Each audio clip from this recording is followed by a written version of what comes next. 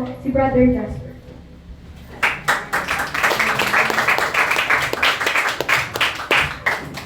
Ayan, isang pribileyo po na makapagbahagi po sa inyo ng aking pong patotoo. Paano po kumilos ang ating pong Panginoong Hesus sa aking buhay, sa mga makadakila na mga bagay. Ako po ay isang bata na kung saan lumaki na po sa biyaya ng ating pong Panginoong Hesus, na kung saan ang aking pong mga magulang ay lumaki po sa Kristiyanong pamilya at ang aking pong magulang po ay nakakilala sa ating pong Panginoong Hesus o naging Kristiyano na po bago pa lamang po ako isilang, at naging pribileyo po ito, biyaya sa aking buhay dahil bago po ako isilang, nandoon na po ako na pinaglalaban sa tiyan ng aking pong nanay dahil po ang aking pong tatay ay pinapapili kung sino po ang mabubuhay sa amin ng aking pong nanay, dahil po ako po ay may kasama po ako na lumalaki sa sinapupunan ng tiyan ko na sis, at ang ating pong Panginoong Hesus ay gumawa ng dakilang bagay sa aking pong buhay dahil ang ating pong Panginoong Hesus ay kaya pong gumawa ng mga makahimalang mga bagay, at nandoon po na simula na ang aking pong mga magulang sumunod sa ating pong Panginoong Hesus, at sa pamamagitan ng panalangin ng pagtawag sa ating pong Panginoong Hesus, nandoon po na ang Diyos gumawa ng mga himala na kung saan ang sis po na yun ay natunaw, at narito po ako sa inyong harapan. Isa po akong patotoo na ang ating pong Panginoong Hesus ay kayang gumawa ng paghihimala sa aking pong buhay. Napatunayan ko po na sa aking pong paglaki ang Diyos ginagabayan ako. Sa aking pong paglaki nakita ko po na ang ating pong Panginoong Hesus ay iniingatan ako, dahil ilang beses na rin po ako na dumating sa punto ng buhay ko na hindi ko alam na babawian na pala ako ng aking pong buhay, at ilang beses na po ako nakagat ng aso, ilang beses na ako nakagat ng pusa, hindi po dahil sa kakulitan na ngunit ayun po, ilang beses na rin po ako muntikan na mabangga, at ito lang pong mga nakaraan ay dumating po sa punto ng aking buhay na akala ko talaga mamamatay na ako, pero salamat po sa biyaya ng ating pong Panginoong Hesus dahil nagkaroon po ako ng pneumonia. Ngunit pinagaling po ako ng ating pong Panginoong Hesus sa tulong niya. Hindi ko po talaga alam kung saan yung magiging tungo ng buhay ko, kung sakaling ako man po ay hindi nakakilala sa Kanya, dahil isang bata po na Kristiyano simula pagkabata. Oo, nandun po na religyoso ako, alam ko po ang Biblia, alam ko po ang salita ng Diyos, at kilala ko po ang iba't ibang Bible characters. Ngunit habang lumalaki po ako ay bilang isang kabataan, may curious po na subukan yung mga bagay na ginagawa ng mga kapwa o kabataan, kasi nakikita ko naman sila parang masaya sila. At sa paghahanap ko, dahil po sa curiosity kong yun, dumating po sa punto na sinubukan ko po yung mga bagay na yun, at natuto po ako mag-inom, natuto po ako pumasok sa maling relasyon, nakaadikan po ang panonood ng malalaswang panoorin, nakaadikan po ang paglalaro ng online games, to the point na nakapagsasalita na masama sa mga kapwa nga lalaro. Ganon din, hindi lang po sa kanila, maging sa akin po mga magulang. Ngunit ang Diyos po, binigyan ulit ako ng pangalawang pagkakataon na tanggapin siya sa aking buhay, na kung saan nakapakinig po ko ng pangangaral ng salita ng Diyos. At ito pong pangangaral ng salita ng Diyos, sinubukan ko sabihin sa sarili ko na bakit kaya hindi ko seryosohin yung pagtanggap sa ating Panginoong Hesus?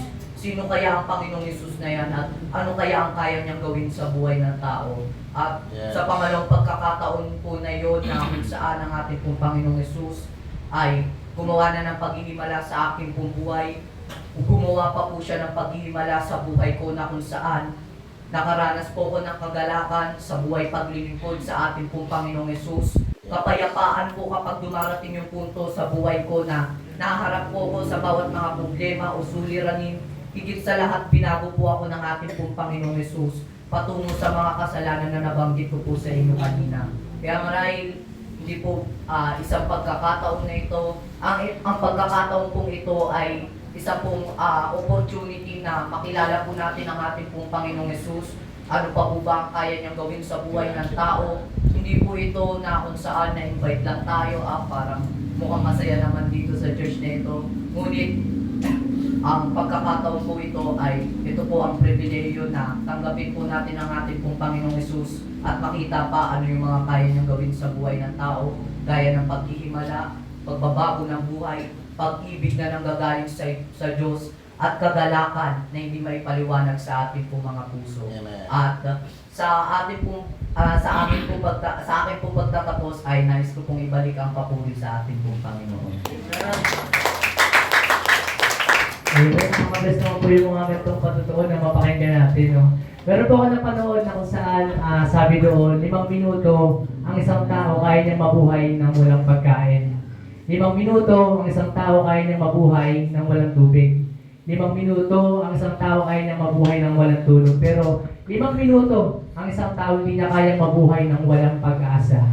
So yun, parang napaisip din ako. Sabi ko nga, maraming ang tao na parang pag dumating yung pagsubok sa kanilang buhay na hindi na nila alam gagawin, talagang may times, especially sa mga ibang bansa, nagpapakamatay nila. Pero biyaya na narito po tayo sa ating bansa, malaya tayo nakapakinig ng salita ng Panginoon, malaya tayo nakapakinig ng mga ganitong patuto. Kaya pakinggan nyo rin po ang mensahe po na aking aawitin na may pamagat na pag-asa mo, pag-asa mo.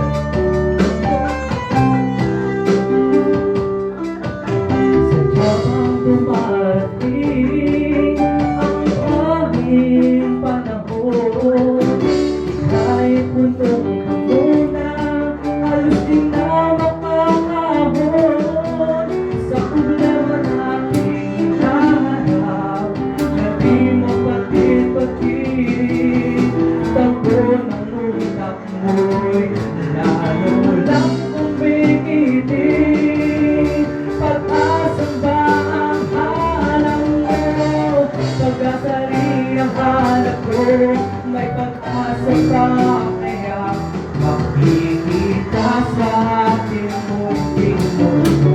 Ang nais ko ay nais ko, kapayapaan ang iyong gusto.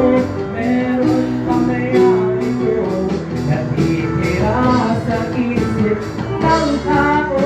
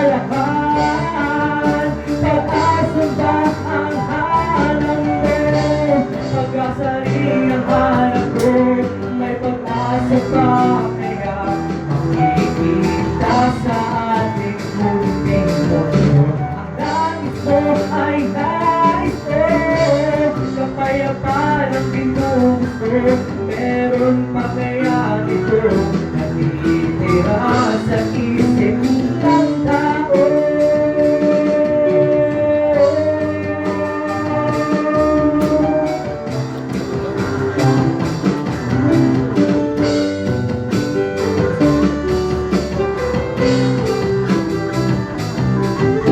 Pag-asa ba ang hanap ko? Is lang pagkatago. Pangako ng tunay tuloy sa puso kanyang hindi alay. At simple lang ang hanap ko. Hayaan siyang maghari sa'yo. At di tumatataguan. Ang may tagal-tagal mo nang hinahanap. Dito matataguan. Ang may tagal-tagal mo nang hinahanap. Dito matataguan. Ang may tagal-tagal mo nang hinahanap.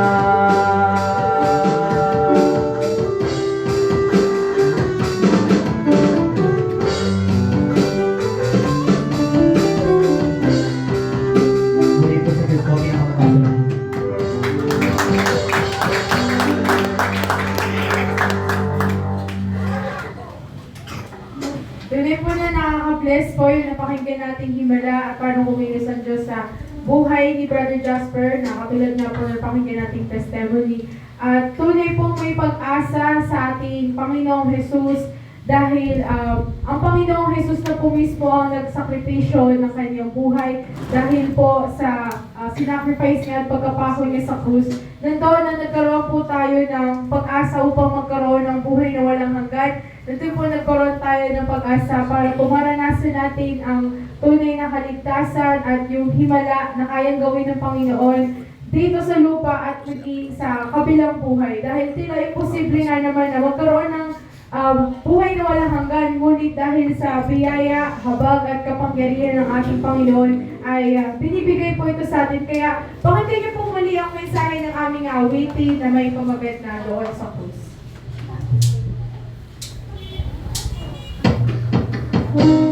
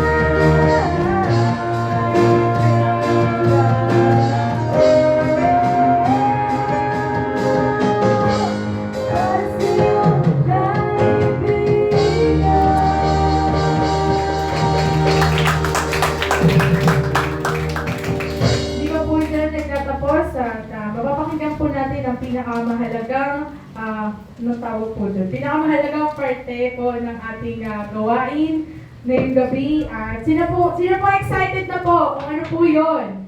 Amen. Kaya po, tinatawagan ko po ang ating pastor from Rosario Cavite, Pastor Seth Dacara.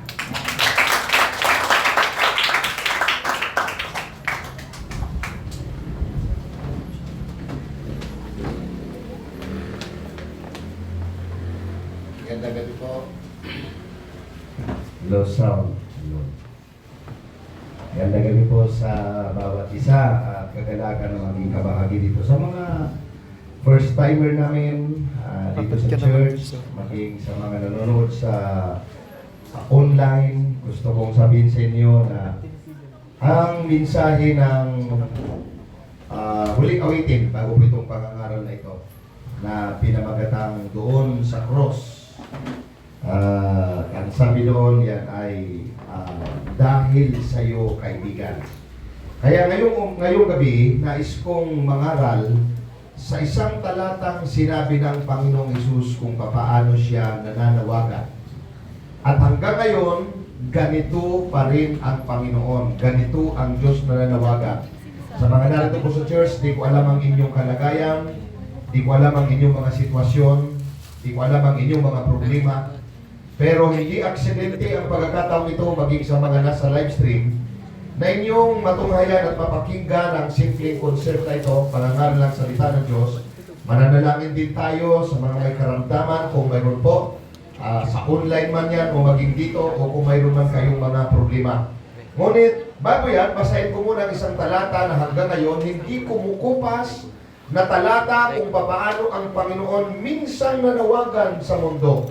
At hanggang ngayon, ito ang kanyang panawagan sa buong daigdig. Minsan nanawagan sa mga Israelita, pero ngayon ito ay panawagan niya sa lahat ng tao. Matthew 11:28, sabi po ng talata ay ganito, kung na talata ito sa mga mananampalataya, pero sa iyo, mahal kong kaibigan, maaari ngayon mo lang ito mapakinggan, gusto kong sabihin sa iyo, once na ito'y napakinggan mo, actually, ikaw ang kinakausap ng Panginoon. Sabi ni Jesus, minsan sa kanyang buhay nung narito sa lupa, 11:28 ng Matthew, magsiparito sa akin. Kayong lahat na nangapapagal at nangabibigat ang lubha, at kayo'y aking papagpapahingahin. Kaya ngayong gabi, nais kong mangaral sa paksang ang panawagan ni Jesus. Katulad ng sabi ko sa inyo, minsan niyang binanggit sa mga Israelita, pero ngayon sa buong mundo ito. Minsan naganap ito sa kanyang buhay, sa kanyang panahon dito sa lupa, pero hanggang ngayon, ito pa rin ang panawagan niya sa buong mundo. Tayo po isang daling manalangin. Amang Banal, i-bless mo ang iyong mga salita. Mangusap kayo ngayong gabi katulad ng pangungusap ni Jesus noon nung ito'y kanyang banggitin. Humipo kayo ng puso, magbukas kayo ng kaisipan, gumawa kayong Panginoon sa buhay ng tao. Itinatatag ko ang iyong kapangyarihan o dominion sa aming kalagitnaan. Sinasansala namin anumang gawa ng kaaway ngayong gabi, magpalaya kayo, magpagaling kayo, Panginoon. Umabot kayo sa kalagayan ng tao, magbigay kayo ng direksyon na magbanal. Ito po ang aming panalangin sa pangalan ni Jesus. Amen. Pumalakpak po muna tayo sa ating Panginoon. Ang Diyos ang may likha sa tao. Genesis 1:26, sinabi ng Bible at sinabi ng Diyos, lalangin natin ang tao ayon sa ating larawan at ayon sa ating buwangis. Kaya ayon yan sa larawan, kaluuban ng Diyos. Yung larawan po at wangis, ang tamang term dyan is yung ating pong pagkatao at yung ating damdamin. Diyos ang nag-alam yan. At hanggang po ngayon, siya rin ang nag-aanyo sa bawat taong nabubuo sa sinapupunan ng isang ina. Sabi ng Psalms 139 verse 14, ako'y nagpapasalamat sa iyo sapagkat nilalang ako nakakilakilabot at kagilagilalas, nakakamangha ang iyong mga gawa. Bakit po kakilakilabot? Kasi yung maliliit na mga ugat kung papaanang ng Diyos inayos sa ating utak na ngayon pag pumutok stroke. Di ba? Kung papaano yung maliliit na daluyan ng dugo mula sa puso na ngayon pag nabumara ay heart attack. Kaya kakilakilabot sa ibang salita, nakakatakot, big sabihin ay sensitibo, masilan yung pagkagawa. Kaya gusto kong sabihin sa iyo, kilala ka personal ng Panginoon. At ibig kanyang abutin at kausapin sa eksaktong pinagdadaanan mo ngayon habang pinapakinggan mo ang salitang ito. Una, bigyan ko po ng pansin para may maalala man lang kayo, ano yung mga alam ng Diyos sa akin? Ano ang alam ng Diyos sa tao? Una, alam niya ang tunay na kalagayan ng tao.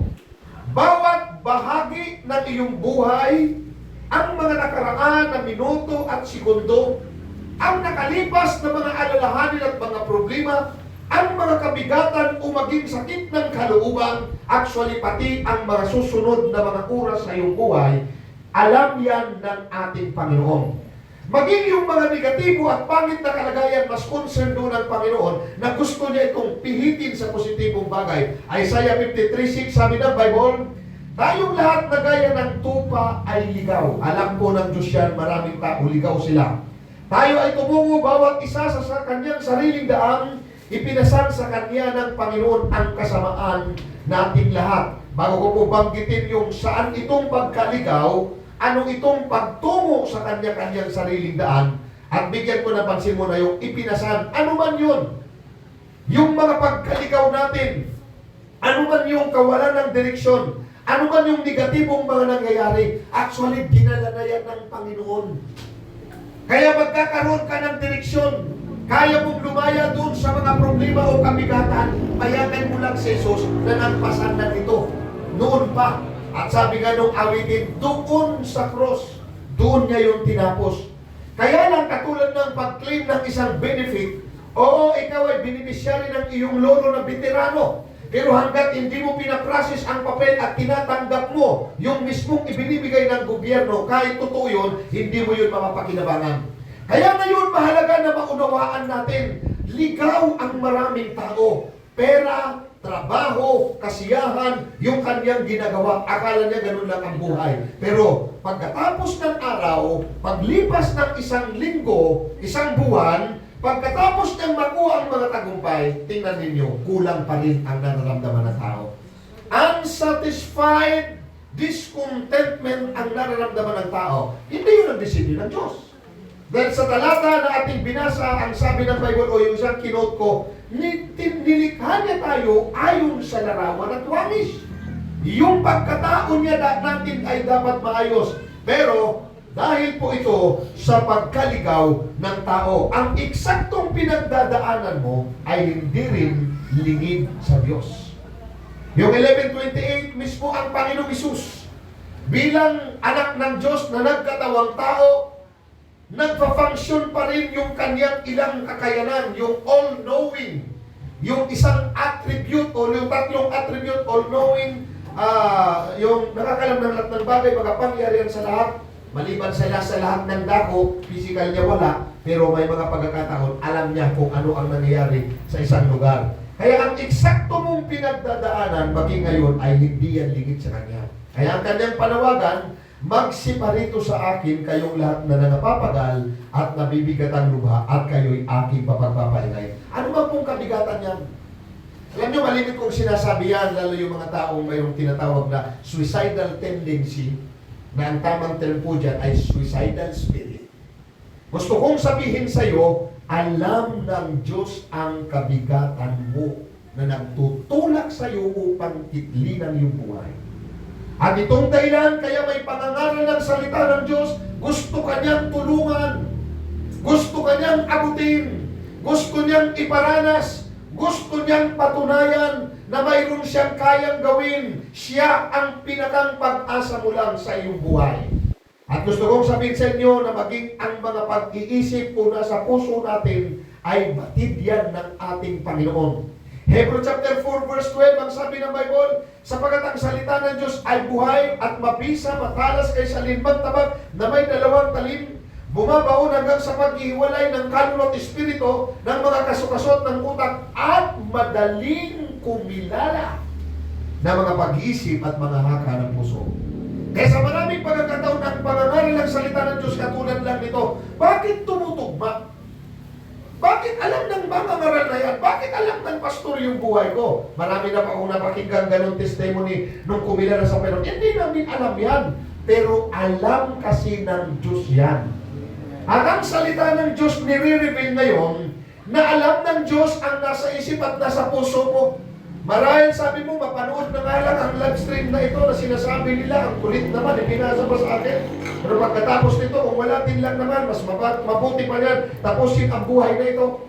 O di kaya ay dumalo ka sa gawain na sabi mo, mapagbigyan na nga, wala na nila akong magagawa. Ang buhay nito, walang pag-asa, tingnan na lang natin kung ano bang gusto kong sabihin sa iyo, alam ng Diyos yung kalagayan mo at ibig kanyang pihitin sa kalagayan mong yan, hindi yan ang design ng Panginoon sa iyong buhay. Pangalawang bagay, bigyan po natin ng pansin, nag-aalok siya ng kanyang dakilang pag-ibig. Iniaalok niya ito, John 3:16. Gayon na lang ang kanyang pagmamahal sa iyo. Pag sinabi pong gayon na lang ang pagmamahal, walang katulad, walang katumbas. At kung yan ay tatanggapin mo, may kaibang karanasan yan na hindi mo pa naranasan sa buhay mo. May ibang saya, may ibang kahulugan, may ibang sigla, may ibang direksyon, may ibang kabukasan ng puso, may ibang inspirasyon sa buhay. Kapag tinanggap mo ang dakilang pag-ibig na iniaalok ng ating Panginoon. John 3:16, sabi ng Bible, sapagkat gayon na lamang ang pagsinta ng Diyos sa sanglibutan, o pag-ibig ng Diyos sa sanglibutan, ang sanglibutan na yan, ibig sabihin sa lahat ng tao, na ibinigay niya ang kanyang bugtong na anak, ito ay ang Panginoong Sus, na sa Matthew 11:28 ay nananawagan, upang sinumang sa kanya ay sumampalataya, panampalatayanan mo lang, na kaya niyang gumawa sa iyong buhay, kaya niyang pihitin ang iyong sitwasyon, kaya niyang baliktarin ang iyong mga kalalagayan, kaya niyang magbigay ng kagalakan sa gitna ng frustration o kawalan ng pag-asa. Sabi dito, ay huwag mapahamak, kundi magkaroon ng buhay na walang hanggan. Kasi alam niyo yung kalungkutan, yung frustration, nagdadala talaga yan sa kapapakain. Ano mo sa pangangaral ng salita ng Diyos na katulad nito, kaya lagi kong binabanggit na yan. Nagbabakasakali ako na may mahahagip sa live stream, may mahahagip na mga dadalo sa church, pumasok na para sa kanila yung pagpapakamatay. Sasabihin ko sa inyo, yan ay patunay na ang tao talaga ang nakikita din. Pero sa Panginoon, sasabihin ko sa inyo, ang dead end mo, opportunity niya. Amen? At ang dead end mo yan, kung maintindihan mo lang, 13 point mo yan para bumalik sa Panginoon. Gusto niyang kumilos sa iyong buhay, gusto niyang gumawa. Ayaw niyang ikaw ay mapahamak. Marami pong mga ganun mga sitwasyon. Na dahil nabigo sa pag-ibig, iinom ng lason. Dahil di nakapasa sa board, magbabaril. Dahil nalugi sa negosyo, tatalon sa pinakang rooftop ng pinakamataas na floor. May 10 palapag. Mayroon pa nga sa buhay, nag-dive eh. At pinabanggit ko po yan. Yan ay patunay na ang dunong, na ang talino, na ang pera, pinag-aralan, kayamanan, lahat ng bagay na nasa tao, kulang yan. Tanggapin mo lang ang pag-ibig ng Panginoon, mag-iba ang takbo ng buhay mo. Mag-iba ang kahulugan ng buhay mo. Mag-iba maging ang damdamin mo. Mag-iiba mismo ang pananaw mo sa buhay. At ito ang kailangan ng lahat ng tao. Kaya tanda po natin, kaya niya ibinigay ang kanyang bugtong na anak. So, awit na doon sa krus na yan. Sige nga mga kapatid, sino namang taong, anong gamitin nating salita? Pangit kasi pag sa Tagalog eh. Pag sa English parang okay lang. Sino namang, ang tawag nila ay foolish and stupid, di ba? Ginagamit kasi yan pag okay lang yan eh. What a stupidity and foolishness. Di ba? Na ibibigay yung anak para lang kamo yung tao maligtas. Pero totoo yan na ginawa yan. Sapagkat maraming ginawa ang Diyos, may mga propeta, may mga hukom, may mga hari sa bansang Israel. Sa Bible po yan na binigay. Parang ang tao ay i-guide sa sanglibutan ito patungo sa Diyos. Na meaning po, pakinggan ninyo, totoo yan. Nariyan ang reliyon, nariyan ang gobyerno, nariyan ang paaralan, dinagdagan pa ng social media. Sasabihin ko sa inyo, katulad nung panahon noon, kulang yan. Ang talagang kailangan ng tao para maranasan ang tunay na kahulugan ng buhay ay tanggapin ang pag-ibig ng Diyos sa pamagitan ng pagtanggap sa Panginoong Hesus na ibinigay niya ang kanyang buhay. Romans 5:8 sabi ng Bible, na dapat ipinagtatagubili ng Diyos ang kanyang pag-ibig sa atin na nang tayo'y mga makasalanan pa. Pakinggan ninyo, si Kristo ay namatay dahil sa atin. So yun na. Anong kamangmangan yun? Kamangmangan lang sa Tagalog ang tamang salita doon eh. Pag gumamit ka ng salitang T-E-N-G-E, nagmumura. Di ba? Which is pangit talaga sa Pilipino ganun. Pag sinabi mong BO 2 times, sasabi mo, di ba? Pero yun po ang tamang term. Bakit naman ibibigay si Kristo para mamatay? Tandaan po ninyo, yan ay dakilang pag-ibig ng ating Panginoon na tulad ng isang amang operator ng tulay na pakinggan nyo na po ba ito? Iba-ibang version po yan. At lalo na sa mga nanonood sa live stream at ilang mga kaibigan namin dito. Alam niyo po ba ang dakilang pag-ibig ng Diyos ganito sinalalarawan ganito sinasalarawan ang pag-ibig ng Ama o ng Diyos Ama sa sangkatawan nung ibigay ang Panginoong Hesus. Isang tatay daw na naging busy sa pag-aaral, responsable sa pamilya, kaya medyo late nang nakapag-asawa. Then kaya nung makapag-asawa, medyo natagalan bago manganak yung kanyang asawa. Then finally, praise God, nagkaanak ng isang lalaki. Malusog, bibo, at masayahing bata na sasabi niya, ito ang magpapatuloy ng aking lahi. Ang trabaho ng kanyang ng tatay na ito ay operator ng isang high-tech na tulay. Na kapag ang train ay dadaan, kailangan ibaba niya yun para makadaan yung train. Mga luxury train ang dumadaan doon. At kapag dadaan naman ang mga barko doon sa bahagi na yun ng dagat, o di kaya ang iba dyan, ilog nga lang yan, na dadaanan ng mga barko papasok doon sa port, kinakailangan niya rin na i-operate at buksan yun para makadaan yung barko. Isang araw, masayang dumalaw ang kanyang anak na mga nasa 5 taon, more or less 5 taon. At naglaro doon sa lugar na kanyang pinagtatrabaho dahil siya ay operator ng tulay, bridge operator. So, siyempre, naroon lang yun. Parang sa security, gaganyanin mo, di ba? So, pababa, tataas, yung mga ganon. Yun. Kaya yung bata pumunta doon na naglalaro at hinayaan niya lang. Kaya lang, nagawi siya doon sa porsyon na yung tumataas nga, tsaka bumababa. Tapos, habang naglalaro yung bata doon, di niya namalayan, busy din siguro, may binabasa, o anumang bagay yung kanyang ginagawa, ay namonitor niya ang papadating na ang train. Kaya lang yung kanyang anak ay umakyat pala doon sa may tulay. Kaya kung ibababa niya yung tulay, mamamatay yung kanyang anak. Pag hindi niya naman binaba yung tulay, mamamatay ang maraming tao. Kaya habang papalapit, pinag-iisipan niya, tinatawag niya sanang bumaba yung anak. Pero hindi na talaga kaya ng oras. Kaya kailangan na ibaba niya yung tulay upang maglapat at makadaan yung luxury train na dadaan na tapat pa naman yung oras na yon, isang luxury train ang dadaan. Yun ay sinasakyan ng mga taong kilala sa lipunan. Yun ay sinasakyan ng mga taong kilala sa showbiz. Ito ay mga businessman ang sumasakay doon. Kaya napakalaking problema na abutin niya kung hindi niya yun ibababa. Para bagang ang buong mundo maapektuhan dahil mga kilalang tao ang naroon. At dahil sa kanya, kaya mapapahamak yung mga yon. Kaya kinakailangan niyang ibaba ang tulay at sa kanyang pagbaba, tinignan niya yung kanyang mahal na anak.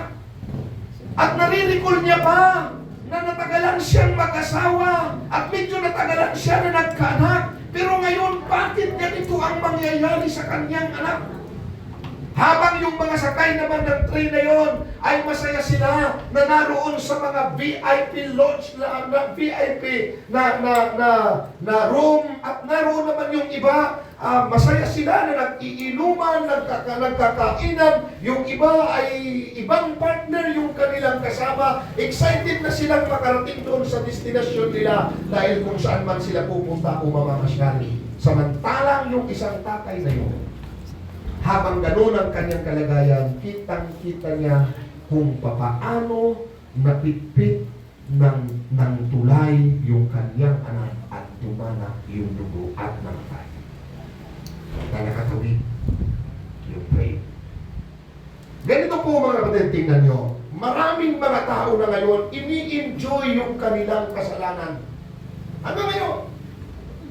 Mga taong kilala sa lipunan, mga taong sikat sa anumang larangan ng kanilang buhay, sportsman yan o showbiz.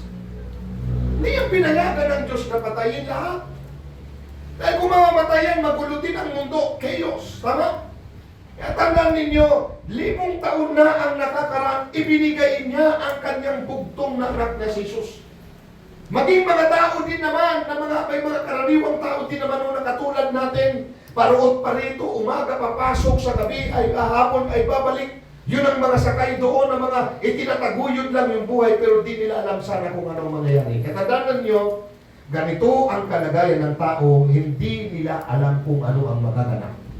Pero tandaan ninyo, mayroong nagbaba ng tulay ng langit at ng sanglibutan, ng Diyos at sa tao. Isang araw minsan naganap doon sa Golgota, mayroong dugong dumanap ng anak ng Diyos at yun ay si Jesus para lamang tayo masalba.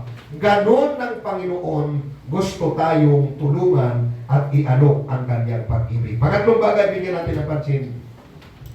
Kaya kung naibigay ni Jesus ang kanyang buhay, kung naibigay ng Ama yung kanyang anak, kaya kanyang tulungan sa iyong buhay. Amen? Ano man ang kalagayan na tandaan niyo, ang pangangaral ng talatang ito, may isa pang paliwanag dito. Huwag niyong isipin na ito is unbeliever. Actually, kausap niya dito Israelita, meaning Kristiyano. Amen? Kasama yung mga disciple, kaya nga natala yan eh. Kaya nga nasulat ni Mateo. Hindi ko alam ang inyong mga kalalagayan. Ngunit siyempre lalo na sa mga bago na nanonood sa live at sa channel na ito, narito ngayong gabi. Gusto kong sabihin sa inyo na sa tulong ni Jesus at ng banal na Espiritu, kaya tayong tulungan sa ating buhay. Luke chapter 4 verse 18, sabi po ng talata, sabi ni Jesus, ito po, kung bakit si Jesus mayroong kakayanang tumulong. Sabi ni Jesus, sumasakin ang Espiritu ng Panginoon sapagat ako'y pinahiran niya upang ipangaral ang mabuting balita sa mga lupa. Ako'y sinugo niya upang itanyag sa mga bihag ang pagkaligtas. Alam niyo po sa English, ang pagkabanggit dyan yun. To set the broken-hearted and to preach deliverance to the captives. Bihag ang pagkaligtas. So, binigay ang pagkalaya sa mga bihag at sa mga bulag ang pagkakita upang bigyan ng kalayaan, pakinggan ninyo, ang nangaapi. Sa talatang ito, meaning, kaya kanyang pagalingin ng Panginoon at ang healing na tinutukoy ko po, kaya ngayon mananalangin tayo, maging po sa mga nasa live stream. Inner healing ang unang gustong gawin ng Panginoon sa buhay ng tao. Yung panloob na kagalingan na biktima, inalipin ng kasalanan, kaya nagkaroon ng mga sakit na at karamdamang pisikal, mga maling ginagawa, kaya nagkaroon ng emotional problem hanggang sa breakdown, o di kaya ay psychological na problema. Alam niyo po, inner po yan ang kinakauna-unahan dyan. At ang Luke 4:18, inner healing ang iniaalok dito ng Panginoon. Then kasama po yung physical na kagalingan. Kaya kanyang baguhin, kaya kanyang bigyan ng direksyon, kaya kanyang pagbalain. Dahil sabi po ng Matthew 4:23, at nilibot ni Jesus ang buong Galilea na nagtuturo sa mga sinagoga nila, pinapangaral ang ebanghelyo ng Karyan, pakinggan po ninyo, at nagpapagaling ng lahat ng sari-saring sakit at lahat ng karamdaman na nasa mga tao.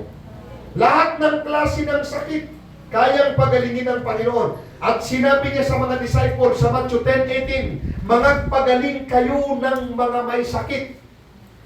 Magbangon kayo ng mga patay. Pati nga patay eh. Minsan nangyayari yan eh. Huwag lang yung inimbalsa muna. Maglinis kayo ng mga kitong. Alam niyo po kung anong kahulugan yan? Sakit na wala ng lunas. Sa time na yun, walang lunas ang kitong. Actually, hanggang ngayon. So, meaning, anong sakit na kinikilala ng tao na wala ng lunas? Kayang pagalingin ng Panginoon. Magpalabas kayo ng mga demonyo, demon possessed. Tinanggap ninyong walang bayad, ay ibigay ninyong walang bayad. Kaya po pag nag-pray tayo sa may sakit, wala pong bayad yan.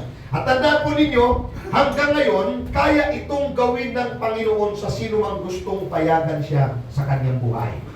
Hebrew 13:8, Jesus Christ, the same yesterday, today, and forever. Kaya yung sinabi niya sa Luke 4:18, ang natala sa Matthew 4:23, ang iniutos sa Matthew 10:18 hanggang ngayon, ito po ay totoo. Kailangan lang ng tao ay lumapit sa Kanya.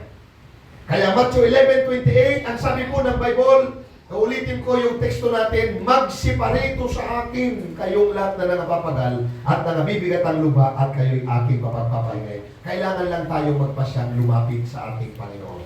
At pakinggan po ninyo sa ating pagtatapos, anumang unsatisfaction at discontentment ng tao. Pakinggan po ninyo ha, at alam niyo po, ang tao, marami po ditong sumisimplan, basta unsatisfied, kahit matagumpay sa buhay, kahit matalino, kahit nagpakadalubhasa, pag unsatisfied at discontento siya, anumang unsatisfaction at discontentment ng tao sa kanyang buhay, ay kayang punuan ng Panginoon. Kaya mula po sa kalagayan ng tao, pinakita ng Diyos ang remedyo, Diyos lang ang kayang magremedyo niyan. Iniaalok niya ngayon yung kanyang dakilang pag-ibig. Kailangan lang natin yung pasya natin, mga kapatid, na payagan ng Panginoong Isus. John chapter 4, verse 13 and 14. Alam niyo po kung ano ito? Ito yung Samaritanan na encounter ni Jesus doon sa may balon. Isang babae na mixed Israelita at Gentiles, na sabi ng Bible na i-reveal po dito na mayroon na siyang 5 kinasama. Di ba? At marahil ang tingin sa kanya ng ibang tao ay masama. Pero alam niya sa salita ng Diyos mayroong Mesiyas na darating. Nung ma-encounter niya si Jesus, naramdaman niya yung ibang pagkilos sa buhay ng tao. Na ito po yung aming naranasan. Libro lang na tinatawag na Biblia. Binasa lang, ipinangaral lang. Nung aming tanggapin at pagpasyan namin na payagan si Jesus, totoo nga. Until now, ganito ito katotoo. Amen? Sabi po ng 4:13 and 14 ng John, sumagot si Jesus at sinabi sa kanya, ang bawat umiinom ng tubig na ito ay muling mauuhaw. Nakaisipin niyo, tubig lang na literal ito. Verse 14, datapot ang sinumang uminom ng tubig na sa kanya ay aking ibibigay, ay hindi mauuhaw magpakailanman. Ano ito? Ibang klaseng tubig ito. Ngunit ang tubig na sa kanya ay aking ibibigay ay magiging isang balon ng tubig na bubukal sa kabuhayang walang hanggan. Ephesians 5:26, reference lamang po yan. Ang salita ng Diyos ay tubig po yan. So meaning, kaya tayong mga nakaranas ng pagbabago na ito ang aming inaalok din at pinadala sa inyo, na ang kailangan natin ngayon ay salita ng Diyos. Ang kailangan natin ngayon ang Panginoong Isus. Tatanggapin natin yung kanyang ginawa sa krus ng Kalbaryo. Ang satisfaction, ang contentment sa buhay ng tao ay kaya niyang ipagkaloob ng higit kaysa anumang na ibibigay ng mga bagay na material ng sanglibutan ito. But don't get me wrong. Kailangan po natin ng pera, kailangan natin ng negosyo, kailangan natin ng pinag-aralan. Amen. Pero pag yun lang at inalis mo ang Diyos, kulang yan. Huwag naman Diyos na lang, wala yun. At normal naman na yung mga bagay na yun ay ginagawa natin, pero kulang pa rin ang satisfaction ay payagan mo lang ang Panginoon. Kaya sa gabi pong ito, gusto kong sabihin sa inyo, kailangan mo lang siyang payagan ngayon na pumasok sa iyong puso. Sabi po ng Revelation chapter 3 verse 20, huling talata, narito ako'y nakatayo sa pintuan at kumakatok. Alam niyo po, nilalarawan yan sa ating puso yan. At sabi po ng Bible, kung ang sino man ay dumidinig ng aking tinig at magbukas ng pinto, ako'y papasok sa kanya at hahapong kasalo niya at siya'y kasalo ko. Kaya po minsan kung may mga nagtatanong na, kung mayroong Diyos, bakit ganyan kagulo ang lipunan? Bakit may mga taong masasama? Kaya sabi ng isang Kristiyanong bata na napakasimple lang, nung sabihan ng berbero ng gano'n, sabi niya, Toy, hindi totoo mayroong Diyos. Bakit naman mo? Bakit ang daming masasamang tao? Sabi niya rin, alam niyo, di ako naniniwala sa barbero. Sabi niya, ayaw mo tinan niyo, may mahabang buhok doon. Kung may barbero, dapat walang mahabang buhok. Sabi niya, alam mo, Toy, kaya yung mahabang buhok, hindi naman pumupunta sa akin para magpagumi. Ganon lang ho yun. Kaya mayroong mga taong masasama sapagat di sila lumalapit sa Diyos. Kada po natin, hindi natin pwedeng isisi sa Diyos ang mga negatibong nangyayari sa lipunan, sa ating buhay, sa ating pamilya, at maging sa hinaharap natin. Pero sigurado ko na kayang gumawa ng mga dakilang bagay kung papayagan lang natin siya sa ating buhay. Amen? Palakpakan po natin ang ating Panginoon. At ngayong gabi, handog na po ito. Ilan pong narito ngayon na first-timer, repeat after me. At maging sa mga kasamahan ko, di ko alam kung ano ang inyong pinagdadaanan o problema. Pwede kayong sumabay sa aking panalangin. Acceptance prayer kung tawagin ko ito. Irarandom ko na lang po kasi may ilang pang awitin and then magpipray pa po ako ngayong gabi. Gusto kong sabihin sa inyo, maging sa mga nanonood sa live stream, mga kapanood na sa channel na ito, gusto kong sabihin sa inyo, hindi po religious lang ang ganitong gawain. Hindi lang ito practice namin na mag-aawitan, may patutuho, tapos katanta. No. That's life. Yan po yung buhay namin. Kasi inabot kami ng salita ng Diyos. Inaliw kami ng mga awiting makalangit. Kinonfirm ng Diyos ang kaya niyang gawin sa magitan ng mga patutuunan na una sa amin. Kaya ang inyong naririnig, una nang pinapakita ng Diyos na kaya niyang gumawa na ganoon din sa buhay mo. Payagan mo lang ang Panginoon Isus. Sa ating aming po mga kaibigan na narito ngayon. So, iyuko po natin ang ating mga ulo. Alam ko ang first time. Pwede ko mo makita mo na yung isa naman, yung first time. Isa, dalawa. Salamat po sa Panginoon. Din itong mga bata kasi itong mga nakakadalaman. Pero sumabay din kayo sa prayer. Iyuko po ninyong inyong mga ulo. Ako na ang magpipray. Sabihin ninyo ang ganitong panalangin. Amang banal, salamat sa iyong mga salita na ating napakinggan. Salamat sa iyong pag-ibig na iniaalok. Salamat sa panawagan ng iyong mga salita. Sa oras pong ito, Panginoon, inaamin ko, kulang ako kung wala ka. Panginoon, binababa ko ang aking sarili, pinapayagan kita sa puso ko, binubuksan ko, Panginoon, ang aking pagkatao. Pagharian mo ito at ikaw ang manguna. Patawarin mo ko, Panginoon, sa lahat ng aking mga kasalanan. Lord, isulat mo ang aking pangalan sa aklat ng buhay. Gawin mo akong anak at tagapagmana ng iyong kaharian. Ito po ang aking panalangin. Isulat mo ang aking pangalan sa aklat ng buhay. Magmula ngayon, ipaunawa mo sa akin ang iyong kalooban at ang iyong plano. Ito po ang aking panalangin sa oras na ito. Sa pangalan ni Jesus. Amen. Amen. Tumayo po tayong lahat. Sa ilan pong narito ngayong gabi, mayroon bang may sakit, may karamdaman? Meron po ba? Sige po, lapit po kayo dito. Anak niyo po, wala dito ngayon. Sa mga narito po, wala. So kaya po ito nila live stream natin, pwede ninyong i-replay. Ang panalangin na ito ay pwede ninyong i-claim. Natutunan ko po yan sa iba pang fellowship noon, si Pastor Greg Mitchell ginagawa ito, na through online, i-claim mo ang prayer na ito kung panunuhurin mo na may pananampalataya, mayroon itong kayang gawin. Amen? Tandaan po natin mayroon itong kayang gawin. Ano po pangalan ng anak nyo, sis? Bakit po hindi nyo sila na? Okay. At Floyd? Floyd. So, panalangin. Ano po apelyido?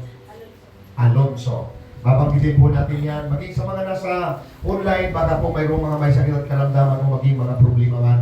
Maging po sa mga narito ngayon, maaari may mga problema kayo. At inuulit ko kahit mga Kristiyano, pwede tayong tamaan ng problema yan, di ba? Yung iba, sumama nga dito, namang problema na kayo ng assignment nyo sa Lunes, di ba? Hayaan mo na, lagi naman ganun kayo, di ba? Ano din, joke lang ako. Kaya kang tulungan ng ating Panginoon. So, minsan pa, mga kapatid, palakpakan muna natin ang ating Panginoon. Hallelujah!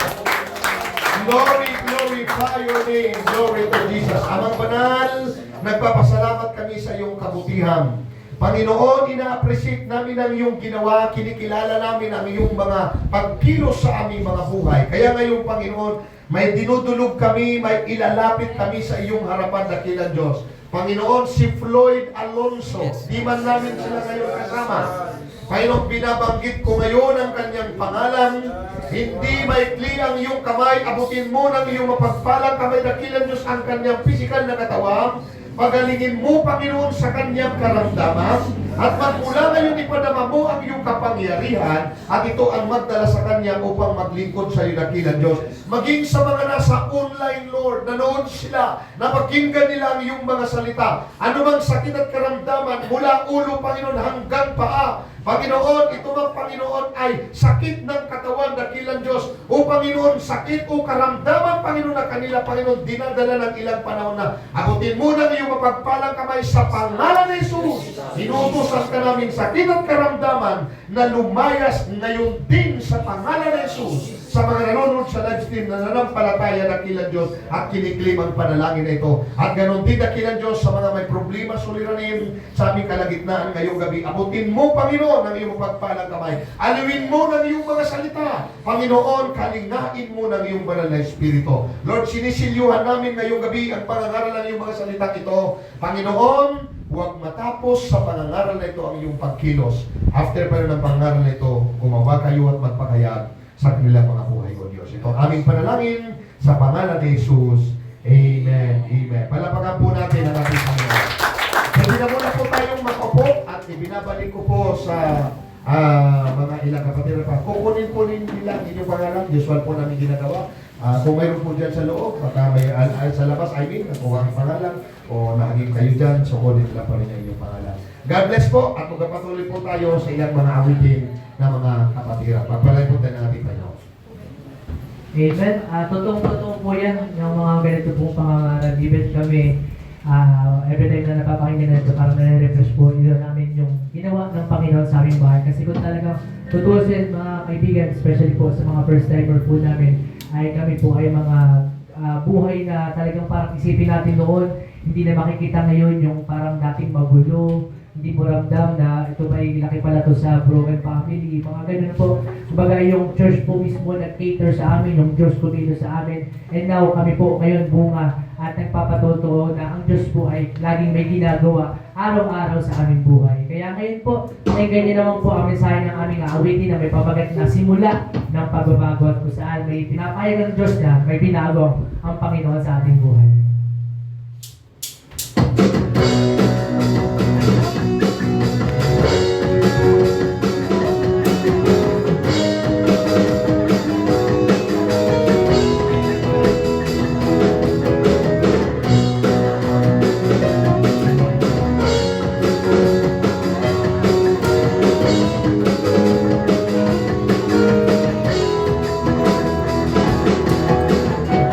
Bakit di mo subukan magpakilala? Bulat na pag-asa, may mo'y nakita, padilim na bukas, lumiliwanag. Ang tandaan ko,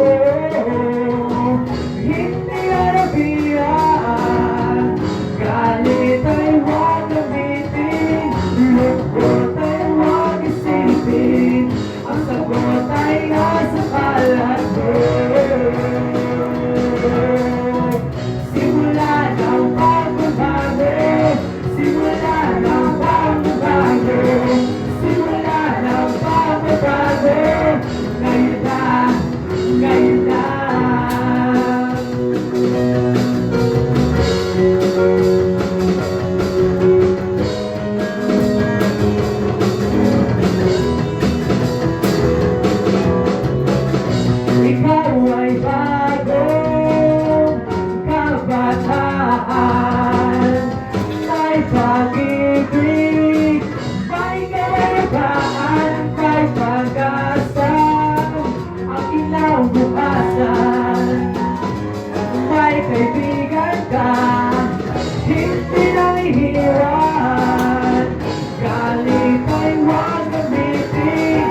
lungkot ay huwag isipin, ang sagot ay nasa balat mo.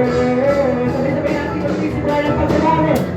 Simula ng pagbabago, simula ng pagbabago, simula ng pagbabago. Ngayon na, ngayon na, simula ng pagbabago, simula ng pagbabago, simula ng pagbabago. Ngayon na, ngayon na. Kaya mga kaibigan, patuloy lang natin isipin na ang Diyos po laging may gagawin sa ating buhay. Kaya ito po yung perfect time na naririto po ngayon, kinakausap ko yung patuloy ng ating Panginoon sa oras na ito.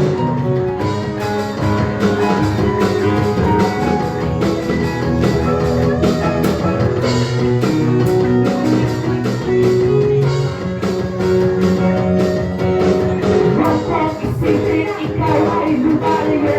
Halika kaibigan at ikaw ay tumayo. Simula ng pagbabago sa isip at sa puso. Sa puso, tara na, halika na, mukhang naiinip ka. Sumawak ka sa amin at tayo'y masasaya. Bagong kaibigan, bagong nilalang, si Jesus ang tanging daan. Galit ay huwag umibig, lungkot ay huwag isipin, ang sagot ay nasa balat mo.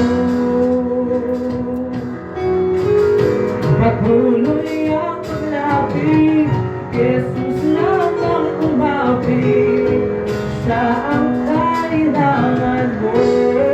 Pwede mo kayo kumabay. Simula ng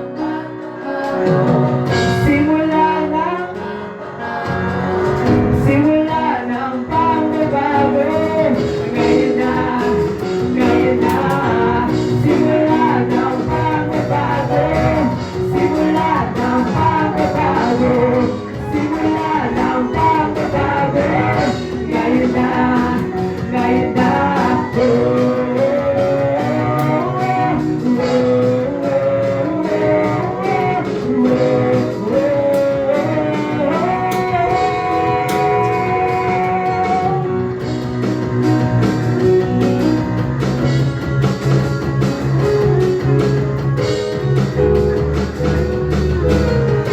Yun po, God bless po sa bawat isa. Nagturo ko tayong maawit.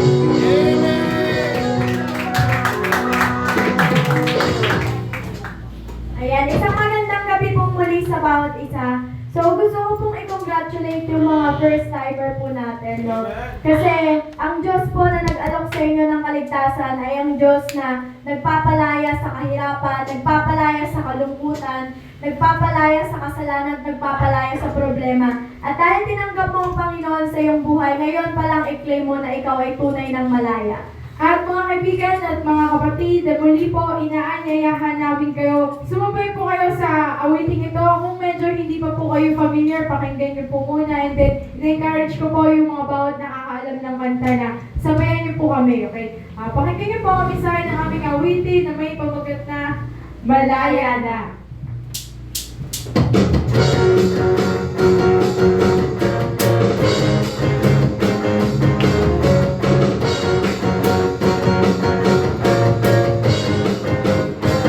Buong puso,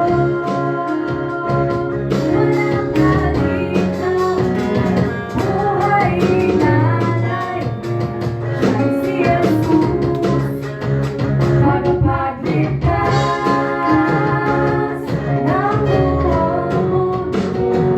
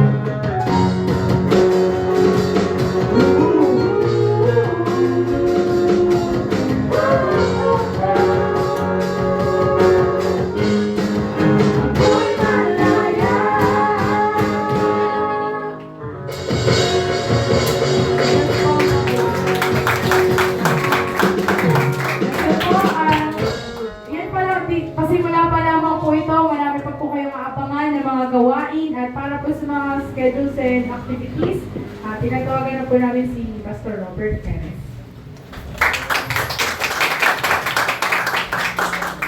Maraming pong salamat sa bawat isa sa mga naghandog ng mga awitin at sa nagbahagi ng patotoo at maging sa pagdadala ng mabuting balita ng salita ng Diyos mula sa ating pastor mula po sa Rosario, Cavite. At ngayong gabi ay sino pong pinagpala ng ating Panginoon? Amen! At lulubusin niya ng ating Panginoon pag ikaw ay nagpatuloy sa paglilingkod sa ating Panginoon. Kaya, salamat tayo sa Panginoon sa ating buhay na narito tayo ngayon na inaabot ng ating Panginoon. At welcome po sa ating mga first timer.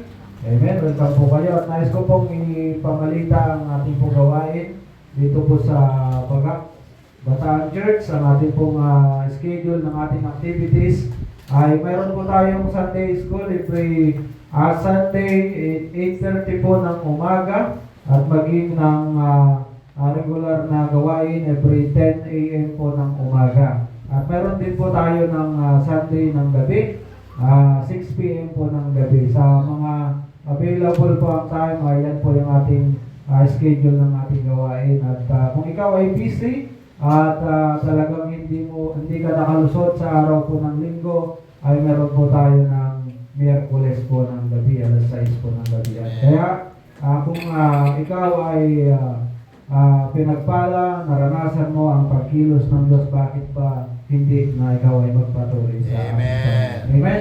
At ipaganyaya po natin ang gawain bukas. Kung kayo po may mga kakilala, ay dalhin po natin sila dito sa gawain ng ating Panginoon. Meron po tayong gawain bukas at patuloy po natin unawaan ang kalooban ng Diyos sa buhay ng bawat isa. Kaya ngayong gabi ay dyan lamang po nagtatapos ang ating pong gawain at nais ko pong manalangin bago po tayo maghiwalay-walay.